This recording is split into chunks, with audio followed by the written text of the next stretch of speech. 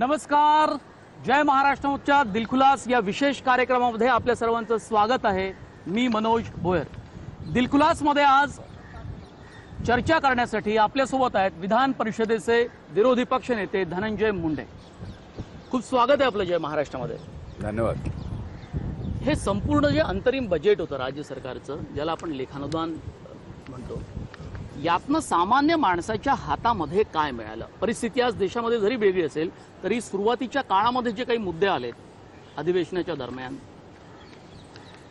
एक तर हेच अर्थसंकल्प नाही तर मागच्या 4 वर्षामध्ये जे पूर्ण अर्थसंकल्प त्यांनी मांडले आणि हे अंतरिम आणि येणाऱ्या जून महिन्यामध्ये ते अंतिम अर्थसंकल्प मांडतील। पण या अर्थसंकल्पीय पूर्ण अधिवेशनावर भलेही लेखानुदान जरी असलं तरी संबंध राज्याच्या जनतेचं आशा लागून होतं। कारण एकतर 75-80% राज्य आज दुष्काळामध्ये होरपळत आहे आणि अशा परिस्थितीमध्ये सामान्य शेतकऱ्याला, शेतमजुराला फार मोठ्या प्रमाणात मदत अपेक्षित होती, ती मिळाली नाही। त्याचबरोबर शहरातल्या सुद्धा सामान्य मध्यमवर्गीय लोकांना या बजेटमधून जे काही लेखानुदानामधून मदत मिळायला हवी होती, सूट मिळायला हवी होती, ती सुद्धा मिळालेली नाही। एकूणच पूर्ण अर्थसंकल्पामध्ये फसव्या घोषणा त्यांनी केलेल्या आहेत। एकदम आकड्याची जगलेरी केलेली आहे। त्यामुळं मला असं वाटत नाही की ही एक शेवटची संधी होती लोकसभेच्या निवडणुकीच्या अगोदर देवेंद्र फडणवीस आणि उद्धव ठाकरे सरकारची, की जे आपण या राज्यातल्या जनतेला काहीतरी देऊ शकतो, ती त्यांनी गमावलेली आहे। 19,000 कोटी रुपयाचा तुटीचा अर्थसंकल्प हा सादर करण्यात आला। ज्या वेळेला तुटीचा अर्थसंकल्प सादर केला जातो त्यावेळेला ती अर्थव्यवस्था धोक्यात आहे असं साधारणतः अर्थशास्त्रात मानलं जातं। नाही, ही खरी गोष्ट आहे। म्हणूनच आम्ही आग्रह धरला की या अधिवेशनात आणि कामकाज सल्लागार समितीमध्ये सुद्धा आग्रह धरला होता की या अधिवेशनामध्ये काही करून तुम्ही एकूणच आर्थिक लेखापरीक्षणाचा अहवाल सुद्धा तुम्ही राज्याचा ठेवा। आणि आजपर्यंतचा नियम आहे, प्रथा आहे, ती नियम इकॉनॉमिकल सर्व्हे हा ठेवला जातो आणि तो सर्व्हे या वर्षी तुम्ही अर्थसंकल्प ज्या दिवशी मांडता त्याच्या आदल्या दिवशी ठेवला जातो। पण या अंतरिम अर्थसंकल्प मांडत असताना सुद्धा त्यांनी तो ठेवला नाही। याचाच अर्थ आर्थिकदृष्ट्या पूर्णपणाने हे राज्य डबघाईला आलेलं आहे। या राज्याच्या हातात आता काही राहिलेलं नाहीये। तिजोरीत खळखळाट आहे। 5.5 लाख कोटी रुपयाचं कर्ज झालेलं आहे आणि 5.5 लाख कोटीत तुम्ही काय केलं याचं उत्तर सरकार। अर्थमंत्री सुधीर मुनगंटीवार यांचं म्हणणं होतं की व्याजाचं प्रमाण जे होतं, दरवर्षी आपण जे व्याज घेतो ते आपण या वेळेला कमी केलं, म्हणजे त्याची जी टक्केवारी आहे ती मुळातच कमी झाली आहे। नाही, एकूणच मागचे जे व्याज, मागचे जे कर्ज होते ते कर्ज ज्या काळात घेतले त्याचं शेवट ज्यावेळेस अमाऊंट कमी होते त्यावेळेस त्याचं व्याज कमी होतं। त्याच्यात मुनगंटीवारांनी काही केलंय अशातला भाग नाहीये। जर त्या काळामध्ये 20-25 हजार कोटीचं कर्ज घेतलं असेल आणि त्याच काळामध्ये फेडत यांच्या काळात ते 5,000 कोटीचं आलं असेल आणि आत्ताच्या काळात 5,000 कोटीचं 3,000 कोटी झाले असेल आणि त्याचं व्याज कमी झालं असं जे म्हणतायत ते चुकीचं आहे। तुम्ही नवीन कर्ज किती घेतलं, तो बोजा सरकारवर किती टाकला, महाराष्ट्राच्या जनतेवर किती टाकला आणि ते कर्ज घेत असताना तुम्ही महाराष्ट्राच्या जनतेला दिलं काय त्या कर्जावर? कर्जाचा जर मुद्दा असेल धनंजयजी, तो मुद्दा तुमच्या सरकारपासून पण लागू पडतो ना। मान्य ना, या सरकारमध्ये आम्ही ज्यावेळेस हे राज्य सोडलं त्यावेळेस 1.5 लाख कोटी रुपयाचं कर्ज या राज्यावर होतं। आम्ही राज्य सोडल्यानंतर 4 वर्षात यांनी 5.5 लाख कोटी रुपयाचं कर्ज केलं ना। फरक आहे का नाही? वेतन आयोग ज्या वेळेला वेतन आयोग आणखी लागू झालेला नाही। मनोजी, वेतन आयोग लागू झालेलं नाही। आपण कृपा करून आपल्या माध्यमातून असा गैरसमज करून अर्थमंत्र्यांचं तसंच म्हणणं आहे की वेतन आयोग लागू झालेला नाही। वेतन आयोग लागू करण्याच्या बाबतीमध्ये राज्य सरकारने सकारात्मक भूमिका घेतली, याचा अर्थ वेतन आयोग लागू झाला नाही। आणि वेतन आयोग लागू झाला आहे आणि त्यामुळे कर्ज एवढं घ्यावं लागतंय हे तर चुकीचं आहे। म्हणजे तुम्ही पगार काढायला वेतन आयोग लावायला कर्ज घेताय का? तुमच्या प्रश्नाचं उत्तर मी तुम्हालाच प्रतिप्रश्न विचारतो की मुनगंटीवार जर असं म्हणत असेल किंवा वेतन वाढ लागू झाली आणि त्यामुळे एवढं सगळं कर्ज लागतंय तर ते म्हणणं पूर्णपणाने चुकीचं आहे। हेच मुळात हाच विषय आहे की या सरकारमध्ये खरेपणाच उरलेला नाही. कुठल्याही गोष्टीला तोडमोड करून वेगळ्या पद्धतीनं खोटं बोल पण रेटून बोल अशा पद्धतीने न्यायचं आणि अर्थसंकल्प सुद्धा त्याच पद्धतीने चालला. राज्यात आज दुष्काळाचा मोठा मुद्दा आहे. ज्या टप्प्याटप्प्याने राज्य सरकारनं दुष्काळ लागू केला, राज्य सरकार ज्या पद्धतीनं दुष्काळाची परिस्थिती हाताळत होता, त्यावर तुम्ही वारंवार आपल्या राजकीय सभेमध्ये म्हणा, इथे विधिमंडळामध्ये तुम्ही आवाज उठवत राहिला आहे. आजची स्थिती नेमकी काय आहे राज्याची? तुम्ही जेव्हा फिरत असता, आज एवढी भयावह परिस्थिती आहे राज्यातल्या दुष्काळाची की त्याची कल्पना जरी मनात आली तर अंगावर काठा येतो. एवढी भयंकर परिस्थिती आहे. 150 किलोमीटर अंतरावरती आज कुठल्याही गावात प्यायला पाणी नाही. आज टँकर देण्याच्या बाबतीतले राज्य सरकारने निर्णय केले, पण आणखीनही त्या ठिकाणी राज्य सरकारच्या त्या निर्णयाच्या संदर्भामध्ये कसली अंमलबजावणी तहसीलदार पातळीवरती खालती होत नाही. बरोबर, या महाराष्ट्रात एकही MREGSचं काम शेतकरी शेतमजुरांच्या हाताला काम देण्याच्या संदर्भात चालू नाही. एकही शेल्फवर काम नाही. एकही राज्याच्या छावण्याच्या बाबतीमध्ये निर्णय केलाय की एक शेतकरी फक्त 5 जनावर छावण्यात घेऊन जाऊ शकतो. म्हणजे जर माझ्या घरात 15 जनावर असतील तर 5 मी छावणीत सांभाळायचे आणि 5 घरी सांभाळायचे. अरे काय तुगलकी निर्णय तुमचे चाललेत. आणि याच्यावर सांगितलं की आजपर्यंत या महाराष्ट्राच्या इतिहासात नाही, देशाच्या इतिहासात कधी नैसर्गिक संकट आलं आणि जनावरं जगवायची, त्या निर्णयावर कधी पालकमंत्र्याची शिफारस छावणीसाठी असा शासन निर्णय कधीच यापूर्वी निघाला नाही. पालकमंत्र्याची शिफारस छावणी करायला आणि उद्या चालून मग छावणी काय, मग ती भाजपच्याच कार्यकर्त्याला दिली जाणार, शिवसेनेच्याच कार्यकर्त्याला दिली जाणार. आणि भाजप आणि शिवसेनेचे लोक त्यांच्या गावातले जे शेतकरी आहेत त्यांच्या जवळची त्यांचे जनावरे आणणार का? म्हणजे तुम्ही जनावराला चारा देताना सुद्धा भाजप आणि सेना काढणार का? म्हणजे अशी परिस्थिती मड्यावरचं लोणी खाण्यासारखी कुठल्याच राज्यकर्त्यावर आली नाही. ती परिस्थिती आज यांच्यावर आलेली आहे. याचाच अर्थ यांचा शेवटचा काळ आता आलेला आहे. बेरोजगारीचे जे आकडे आहेत देशभरातले, त्यात त्यांनी असं सांगितलेलं आहे केंद्रामध्ये की 45 वर्षात बेरोजगारीचा हा सर्वाधिक जो दर आहे तो उच्चांक आहे.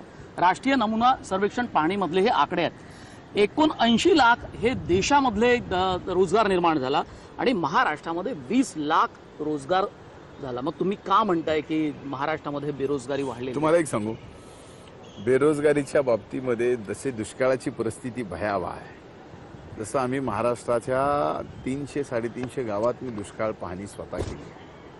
त्यातून जो मी अनुभव घेतला तोच गेली 4 वर्ष झालं बेरोजगारीच्या संदर्भात अनुभव घेतला. आज शिकलेल्या मुलांना नोकरी मिळत नाही कारण ही नोकर भरती सरकार काढायला तयार नाही.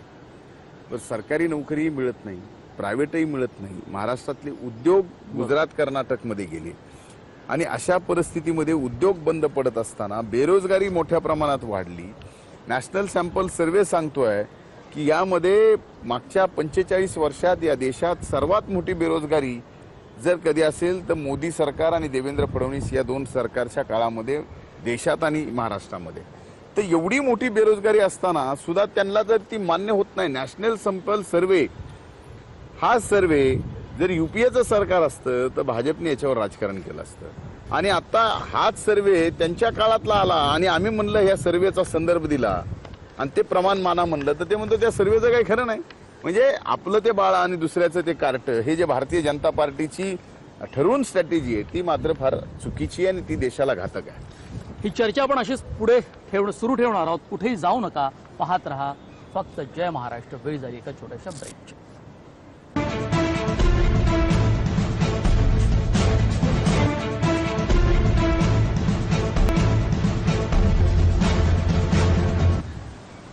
ब्रेक नंतर पुन्हा एकदा आपल्या सर्वांचं स्वागत आहे. मराठा आरक्षणाच्या मुद्द्यावरती सातत्यानं मुंबई उच्च न्यायालयामध्ये सुनावणी सुरू आहे. वेगवेगळे मुद्दे सातत्यानं पुढे येत आहेत. पण महाराष्ट्र सरकारच्या प्रशासन विभागानं, सामान्य प्रशासन विभागानं कोणत्याही नियुक्तीचे आदेश देऊ नये याचं परिपत्रक काढलं. माझं म्हणणं आहे की आम्ही सुरुवातीला म्हणत होतो की ज्या वेळेस राज्य सरकारने निर्णय घेतला आणि घोषणा केली की 16% मराठा समाजाला आरक्षण दिलं जावं, जी घोषणा अगोदर आम्ही आघाडी सरकार म्हणून घेतली होती आणि मराठा समाजाला आरक्षण दिलं, त्यावेळेसच्या काही त्रुटी कोर्टाने काढल्या म्हणून मागास आयोगाकडे मराठा समाजाचा आरक्षणाचा विषय दिला आणि त्यानंतर मागास आयोगाने शिफारशी केलेल्या त्या राज्य सरकारने स्वीकारल्या.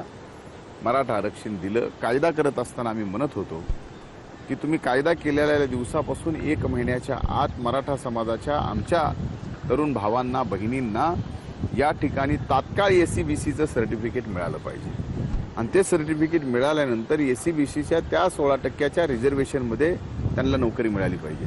आता सामान्य प्रशासनाचं जे शासन निर्णय ती पुन्हा एकदा देवेंद्र फडणवीस साहेबांकडनं या महाराष्ट्रातल्या तमाम मराठा समाजाची फसवणूक आहे. तुम्ही अधिवेशनात हा मुद्दा मांडला. हा मुद्दा मांडला.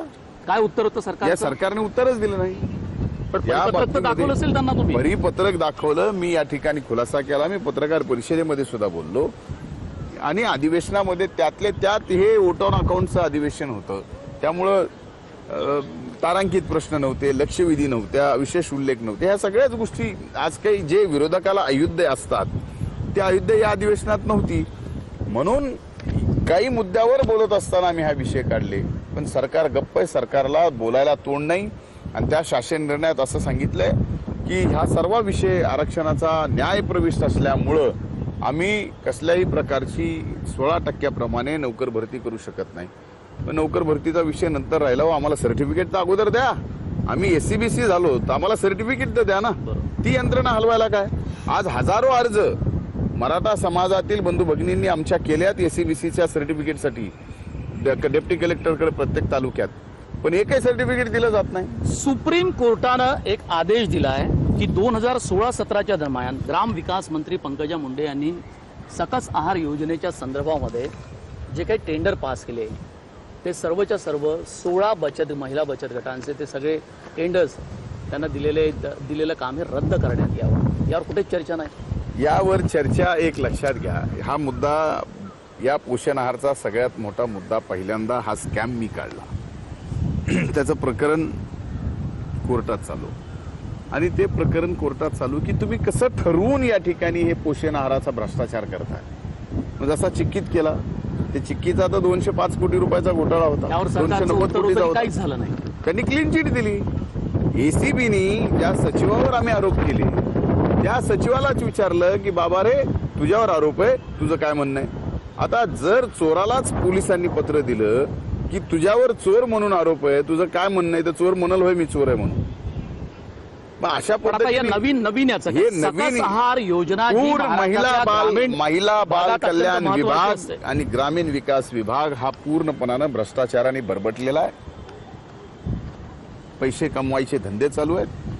हे 12 बचत गट, त्याच्यात 12 बचत गटाचे कोण मालक आहेत काढा हुडकून. त्यात काही ब्लॅकलिस्टेड ब्लॅकलिस्टेड आहेत. कोर्टाने आक्षेप नोंदवलेले आहेत. बऱ्याचसा गोंधळ आहे. बराचसा. चिठ्ठी घोटाळ्यानंतर परत एकदा पंकजा मुंडे यांनी ही अशी हिंमत करावी. हे बघा आता कुणी कशी हिंमत करावी आणि काय करावं हा त्यांचा भाग आहे. पण पैशासाठी पोषण आहाराच्या टेंडरमध्ये तुम्ही कॉम्प्रोमाइज करताय. पोषण आहार कुणासाठी हो? जे कुपोषित आहेत त्यांच्यासाठी आहे ना. त्या महिला कुपोषित आहेत त्यांच्यासाठी आहे. ती बालक कुपोषित आहेत त्यांच्यासाठी ना. कुपोषित अर्थ काय? पंकजा मुंडे आणि तुमचं भांडण घरातलं आहे की काही मुद्द्यावर राजकीय भांडण? एक मुळामध्ये घरातलं भांडण आणि बाहेरचं भांडण हा विषय सोडून द्या. कुणाला तरी शोभतं का की ज्या लहान लेकरांना आपल्याला चांगलं पोषण आहार देऊन मोठं करायचंय त्याच्यात आपण 4 पैसे खावे. हे मंत्र्यांनी ज्या काय ठरवून 12 बचत गटाला ऑर्डर दिल्यात त्या 12 बचत गट कुणाकुणाचे नावं काढा. त्याच्यात नावं निघतील तुमची. त्याच्यात सतीश मुंडेचे नावं निघतील. यांची जर एसीबीची चौकशी केली नाही, याची सीबीआयची चौकशी केली त्यांच्याची पैशाचे सुद्धा फुटप्रिंट तुम्हाला भेटेल. या मुद्द्याला तुम्ही पुढे घेऊन जा. 100% या अधिवेशनामध्ये कुठलंही अयुद्ध नव्हतं म्हणून या मुद्द्यावर आम्ही विषय नाही काढला. पण जूनच्या अधिवेशनामध्ये हे सगळे विषय निघणार आहेत. रत्नाकर गुट्टे यांनी शेतकऱ्यांच्या नावावरती खोटी कर्ज घेतली तुमचा आरोप होता. त्यानंतर पुढे काय झालं? तुम्ही तो मुद्दा सोडून दिला. नाही मुद्दा सोय बघा मनोजी, आपल्याला काहीतरी कुठलाही विषय बोलत असताना आमच्यासारख्या जबाबदार विरोधी पक्ष नेत्याच्या समोर तरी बोलताना तर आपण व्यवस्थित सांगायला पाहिजे. जो मुद्दा धनंजय मुंडेने काढला त्या मुद्द्यापासून धनंजय मुंडे कधीच बॅकआउट होत नाही. आपल्या माहितीसाठी सांगतो हे मॅटर हायकोर्टात चालू आहे. रोज देवेंद्र फडणवीस साहेब या ठिकाणी रत्नाकर गुट्टेला वाचवायचा प्रयत्न करतायत। या ठिकाणी 3 जणाला अटक झाली आहे आणि ती रक्कम फार मोठी आहे हे मी आपल्याला सांगितलं। त्याची व्याप्ती चालू आहे। पोलीस रोज सांगते की आम्ही चौकशी करतोय, आमचा तपास चालू आहे, व्याप्ती फार मोठी आहे। अरे लाखो शेतकऱ्यांच्या नावावर फसून कर्ज काढल्यानंतर सुद्धा जर देवेंद्र फडणवीस सारखे राज्याचे पारदर्शक मुख्यमंत्री रत्नाकर गुट्टे सारख्या भ्रष्टाचाराने बरबटलेल्या आणि शेतकऱ्याच्या नावाने कर्ज काढून स्वतःला उद्योगपती बनवणाऱ्या माणसाला जर ते वाचवत असतील तर याच्यासारखं दुसरं दुर्दैव कुठलंच नाहीये। पण मुख्यमंत्री देवेंद्र फडणवीस हे तुमचे एक लक्षात असं घ्या, बोललं जातं राजकीय मित्र तुम्ही आहात माझे, राज्याचे मुख्यमंत्री सुद्धा माझे मित्र आहेत, तुम्ही हे भाजपमध्ये अमान्य करत नाहीत। आम्ही भाजपमध्ये एकत्र काम केलेलं आहे। विषय तो वेगळा आणि हा वेगळा। इथं विषय येतो राज्याचे मुख्यमंत्री म्हणून, आणि राज्याचे मुख्यमंत्री मग देवेंद्र फडणवीस आहे का आणखीन कोण आहेत हे विरोधी पक्ष नेत्या म्हणून मला काही घेणं देणं नाहीये। जगनमित्र सूतगिरणीचं काय सध्या सुरू आहे? कारण त्या जगमित्र सूतगिरणीच्या बाबतीमध्ये यापूर्वीही या विधान मंडळामध्ये मी स्वतः निवेदन केलेलं आहे की जगमित्र सूतगिरणीचं जे प्रकरण आहे, ज्या वेळेस 1999ला या सूतगिरणीनी जिल्हा मध्यवर्ती बँकेकडून पहिल्यांदा कर्ज घेतलं ते 1 कोटी रुपयाचं। त्यावेळेस मी त्या सूतगिरणीचा संचालक नव्हतो। जसा जसा सूतगिरणीचा व्यवसाय वाढत गेला तसं तसं कर्ज वाढत गेलं आणि 2006ला मी संचालक म्हणून त्या सूतगिरणीमध्ये गेलो। पण त्याच्या अगोदर जे 10 कोटीचं कर्ज सूतगिरणीने घेतलं ते कर्जाची परतफेड नियमित सूतगिरणीची होत होती। जिल्हा मध्यवर्ती बँकेचा घोटाळा झाला, सर्व शाखा बीड जिल्ह्यातल्या बंद झाल्या। आमच्या सूतगिरणीचं खातं फक्त बीडच्या जिल्हा मध्यवर्ती बँकेच्याच परळीच्या शाखेत होतं आणि ते शाखाही बंद पडल्यामुळं स्वाभाविक मग व्याज भरायचं कुठं? त्यामुळं व्याज थकलं। व्याज थकल्यामुळं आम्हाला राजकीय अडचणीत आणायचं म्हणून संचालक मंडळावरती क्रिमिनल केस केली। मुळात त्या सूतगिरणी मॉर्गेज त्यांच्याकडे आहे, जिल्हा मध्यवर्ती बँकेकडे आहे। त्या सूतगिरणीची किंमत आज 55 कोटी रुपये। तुमचं कर्ज होतं 10 कोटी, त्याच्या अगेन्स्ट व्याज 11 कोटी भरलंय। मुद्दल सूतगिरणी 6 कोटी भरलं। आता 5-6 कोटीच्या साठी तुमच्याकडे 55 कोटीची सूतगिरणी आहे आणि त्याच्यातही मी म्हणलं सरकारला की आम्हाला जिल्हा मध्यवर्ती बँकेचे पैसे ठेवायचे नाहीत, आम्हाला सूतगिरणीची अतिरिक्त जमीन विकायची आहे जी 22 एकर जमीन आहे, ती आम्ही अतिरिक्त जमीन विकतो आणि जे काही बँकेचे पैसे ते भरून हा विषय संपू।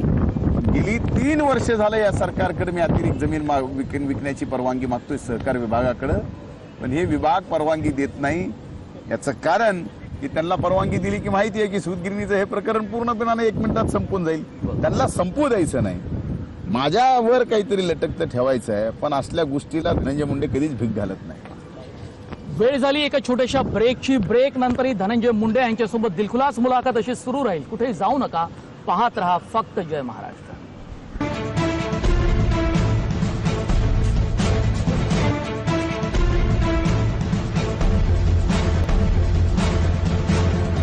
ब्रेक नंतर पुन्हा एकदा आपल्या सर्वांचं स्वागत आहे। काय संघाचा जो मुद्दा मांडला त्याने की संघाला घटनेच्या चौकटीमध्ये बसवण्यात यावं, त्याचं लेखी एक काही फॉर्मॅट तयार करावा अशी मागणी त्यांची होती। त्यांच्या मागणीला आमच्या नेत्यांनी स्पष्ट उत्तर दिलंय की जे काय मसुदा तयार करायचा आहे ते तुम्ही तयार करा। राष्ट्रवादी काँग्रेस पार्टीचे सर्व नेते तुम्हाला ज्यांची पाहिजे त्यांची सही आम्ही देतो। भाजप एकत्र आल्यानंतर त्यांची ताकद वाढली असं वाटतं आपल्याला? बिलकुल नाही। हा जो मुकाबला आहे राजकीय लोकसभेच्या आखाड्यात, बिलकुल नाही।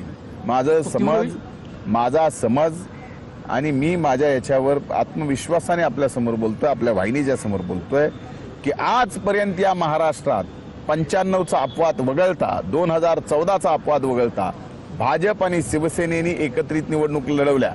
2014च्या विधानसभेचा अपवाद वगळता 95ला एकदा संधी मिळाली, या महाराष्ट्राच्या जनतेने दिली, तीही पूर्ण बहुमत दिलं नाही।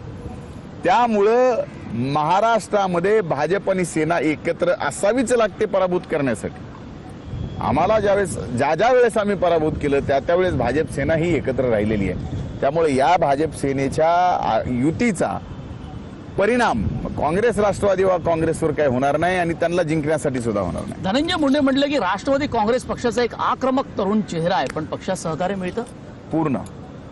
अजित दादा कधी तुम्हाला थांबवण्याचा प्रयत्न करतात? कधीच खूप नाही. आक्रमकपणा होतोय. नाही, मुळामध्ये मी तुम्हाला सांगतो की मी आज ज्या पक्षात आहे त्या पक्षात प्रचंड आनंदी आहे.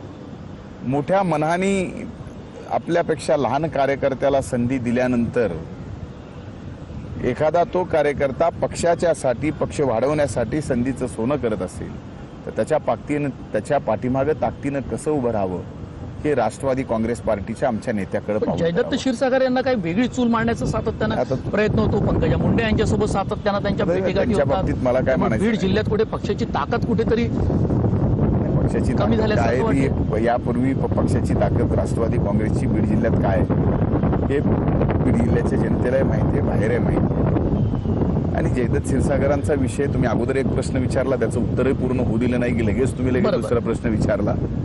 तर मुळात अगोदर पहिला प्रश्न तुम्ही मला विचारा की तुम्हाला तुमच्या पक्षातून ताकद मिळते का? पक्षातून एवढी ताकद मिळाल्यामुळंच आज मला सुद्धा माझं कर्तृत्व या महाराष्ट्राला दाखवता आलं. महाराष्ट्राच्या सर्वसामान्य माणसाच्या प्रश्नावरती या सदनामध्ये आणि रस्त्यावरती भांडता आलं. त्या प्रश्नावर राज्य सरकारकडून, या निगरगट्ट राज्य सरकारकडून न्याय मिळवून देता आला. आता एवढी मोठी ताकद पाठीमागं असताना त्यामुळे असं काही नाही की ताकद मिळते का, तर बिलकुल ताकद फार मोठी मिळते आणि ती मिळालेली आहे. दुसरा प्रश्न, क्षीरसागरांनी मुख्यमंत्र्यांसोबत किंवा तिथे पंकजा पालवेंच्या सोबत जावं का नाही जावं, काय करावं, हा त्यांचा प्रश्न आहे. त्यामुळं पक्षाने त्यांना जे द्यायचं ते आजपर्यंत भाजप देणार आहे का? सलग 15 वर्ष त्यांना मंत्री ठेवलं, आजही जिल्ह्याचे ते नेते, आमचे नेते आहेत. आणखीन काय द्यावं पक्षाने? देशात एकंदरीत जी आपण सीमेवरती परिस्थिती बघतो, तणावाची स्थिती आहे, सातत्यानं वेगवेगळ्या चर्चा आपल्याला सगळ्या ऐकायला मिळतात. या सगळ्या त्याच्यामध्ये राजकीय सभा घेणं, राजकीय कार्यकर्त्यांना संबोधित करणं, कोणी असो, काँग्रेस असो, भाजप असो, मी काय खरं म्हणणं सांगू, आपलं? ज्या पद्धतीनं भारतीय जनता पार्टीने पुलवामाचा दहशतवादी हल्ला झाल्यानंतर देशाचे महामहिम पंतप्रधान नरेंद्र मोदी यांनी एकही कार्यक्रम त्यांचा रद्द केला नाही, एकही. या पुलवामाच्या हल्ल्यात यवतमाळ जिल्ह्यातील 2 शहीद आपले सैनिक झाले. त्यांचा अंतिम संस्कार एकीकडे चालू होता आणि दुसरीकडे मोदींचे भूमिपूजनाचे आणि उद्घाटनाचे सोहळे चालू होते. हे कुठल्या देशाच्या पंतप्रधानाला शोभेल? राज्याचे मुख्यमंत्री त्यांच्यासोबत, सगळं मंत्रिमंडळ त्यांच्यासोबत. अहो, अंतिम संस्काराला अंतिम सलाम देण्यासाठी, शासकीय इतमामात त्या ठिकाणी पुष्पचक्र अर्पण करण्यासाठी सुद्धा त्या जिल्ह्याचे पालकमंत्री तिथं उपस्थित नव्हते. असं तर कधी झालं नाही. आणि इकडे मात्र देशभक्तीच्या बाबतीमध्ये सगळ्या गोष्टी करायच्या. आज सुद्धा एवढ्या मोठ्या संकटातून देश झालो असताना देशभक्तीच्या बाबतीत आम्ही सदन 2 दिवस अगोदर बंद केलं, पण इकडे मात्र मेरा बूथ सबसे मजबूत असे कार्यक्रम देशाच्या पंतप्रधानाला शोभतेत का, हा सुद्धा प्रश्न फार महत्वाचा. त्यामुळं खरंच यांचं वेगळी देशभक्ती आता देशाच्या जनतेसमोर यायला लागली. यातून काही राजकीय फायदा मिळवण्याचा प्रयत्न होतोय का? स्वाभाविक चर्चा सुरू आहे, झाली? स्वाभाविक आहे ना. राजकीय फायदा बघा ना, राजकीय फायदा घेण्याचाच सुरुवात ही भारतीय जनता पार्टीने केली. नाही तर देशामध्ये ज्यावेळेस ही घटना घडली त्याच्यानंतर सर्व राजकीय पक्षांनी एकत्र येऊन सांगितलं की आम्ही सर्वजण सरकारच्या पाठीशी खंबीरपणानं आहोत.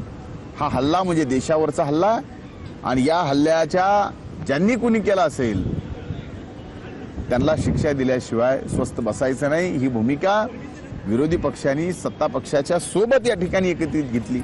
देश एकत्र झाल्याचं दाखवलं आणि दुसऱ्या दिवसापासून, त्या क्षणापासून भाजपने राजकारण पण चालू केलं. जय महाराष्ट्र सोबत आपण दिलखुलास गप्पा मारल्या. धनंजय मुंडेजी, आपले खूप खूप आभार. थँक्यू.